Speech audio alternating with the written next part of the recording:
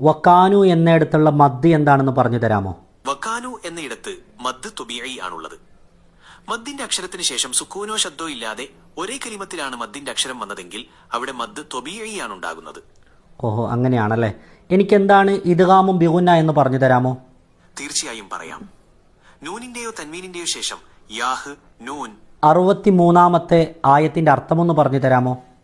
വിശ്വസിക്കുകയും ദോഷബാധയെ സൂക്ഷിക്കുകയും ചെയ്തിരുന്നവർക്കാണ്. ഞാനിപ്പം പുതിയൊരു ഉസ്താദിനോടാണ് ഖുർആനിന്റെ സംശയങ്ങളൊക്കെ ചോദിച്ചത്.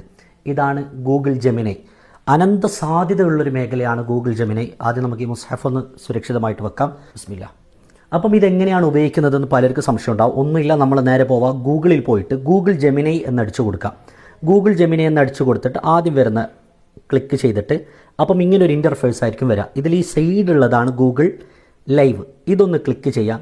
ക്ലിക്ക് ചെയ്തിട്ട് ഇതിനോട് എന്ത് വേണമെങ്കിലും നമുക്ക് ചോദിക്കാം. എന്ത് കാര്യങ്ങൾ ഇതിനോട് വേണമെങ്കിൽ നിങ്ങൾക്കൊരു എങ്ങനെയാണ് ബിരിയാണി ഉണ്ടാക്കുന്നത് ഇതിനോട് ചോദിച്ചാൽ മതി, പറഞ്ഞുതരും. ഇത് ഓപ്പൺ ചെയ്തിട്ട് നമ്മൾ ബാക്കിൽ കാണുന്ന ഇവിടെ ക്ലിക്ക് ചെയ്ത് കഴിഞ്ഞാൽ ക്യാമറ ഓപ്പൺ ചെയ്യും. എന്നിട്ട് നമ്മൾ എന്തിനെ പറ്റി ചോദിച്ചാലും ഇത് പറഞ്ഞു തരും. നിനക്ക് എന്താണ് ഇപ്പോൾ ഇവിടെ കാണുന്നത് ഒന്ന് പറഞ്ഞു തരാമോ? ജനലിനരികിൽ ചാരി വെച്ചിരിക്കുന്ന ഒരു കുടയാണ്. ഓക്കെ ഇക്കാര്യം ഓക്കെ, ഒന്ന് നിർത്തൂന്നേ. നീ ഇപ്പം കണ്ട കാര്യം എനിക്കൊന്ന് ഇംഗ്ലീഷിൽ പറഞ്ഞു തരാമോ? I see a black umbrella propped up by the window.